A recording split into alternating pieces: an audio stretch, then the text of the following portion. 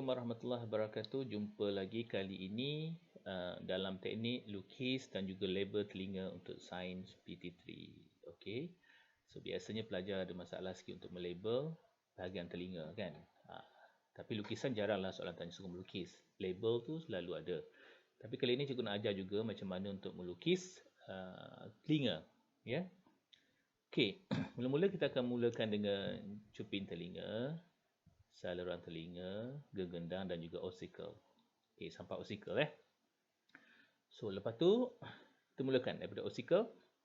Kalau boleh kita sebutkan dia Okey, jendela, lepas tu ada separuh bulat, cochlea dan juga kita punya saraf auditory. Okey, next kita baru masuk tube eustachial. Okey, eustachial So, dah settle ni baru kita labelkan dia. Kalau boleh kita lukis sambil kita sebut. Sambil lukis sambil kita sebut. Okey, cuping telinga. Lepas tu saluran telinga ataupun saluran auditori. Lepas tu namanya gegendang telinga. Dan seterusnya adalah ossicle. Lepas ossicle adalah jendela bujur. Lepas jendela bujur adalah separuh bulat ataupun salur separuh bulat. Lepas itu cochlea. Dan last one adalah saraf auditory. Jangan lupa juga satu lagi kita ada tube eustachial. Jadi dah lengkap. Kita ada 9 kat sini. Okey, 1 2 3. Keturutan dia 4 5 6 7 8 9. Okey. So, untuk memudahkan anda semua, jadi cikgu dah membuat satu akronim lah supaya awak semua boleh hafal. Mudah nak ingat. Okey, akronimnya adalah yang pertama, cucu saodah genduk orang Johor sedang kena sakit emosi. So semua ni adalah untuk memudahkan awak semualah. Jadi kalau awak ada akronim sendiri, guna akronim awak. Ya. Okey, so kita ulang sekali lagi Kita ulang sekali lagi macam mana nak melukis telinga. Yang mula-mula kita lukis cuping telinga, saluran telinga, gegendang dan juga ossicle. Okey, kita mula dengan ossicle. Okey, ossicle, jendela, tu separuh bulat, tu cochlea, tu saraf auditory.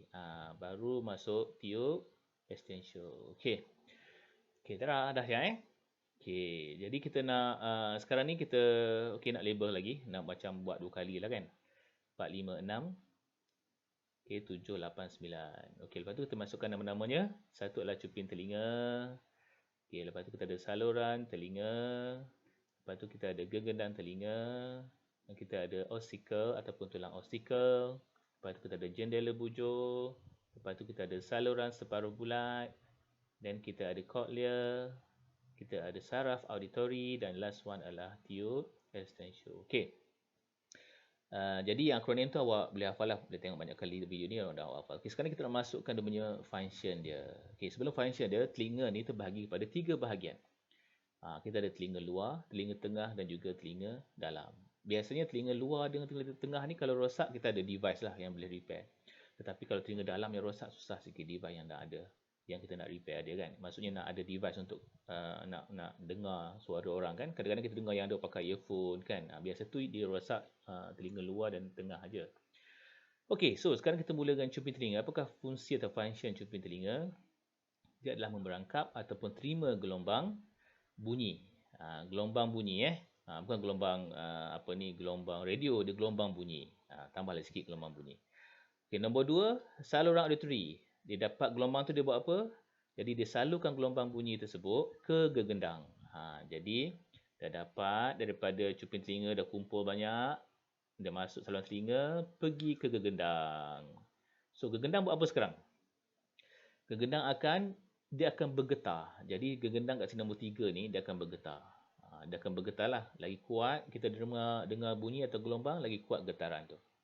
Okey. So, dia bergetar bila gelombang bunyi mengenainya. Okey, lepas tu apa jadi? Yang nombor 4, ossicle. Mesti dia akan pass kepada ossicle.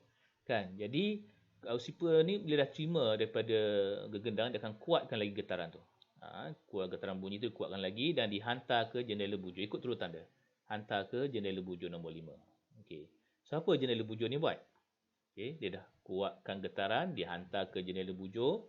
So, jendela bujur ni buat apa? Dia hantar getaran tadi yang kuat tadi dari telinga tengah ke telinga dalam. Dari tengah ke dalam. Jadi dari tengah nak masuk ke dalam ni. Okey, nombor 5, nombor 6. Okey, nombor 6 kita masuk salur separuh bulat. Okey, dia akan kawal keseimbangan badan. Jadi salur separuh bulat dengan tube extension ni dia tidak ada fungsi dalam telinga.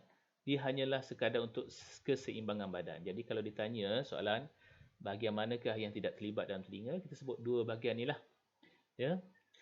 Okey, seterusnya kita masuk nombor 7.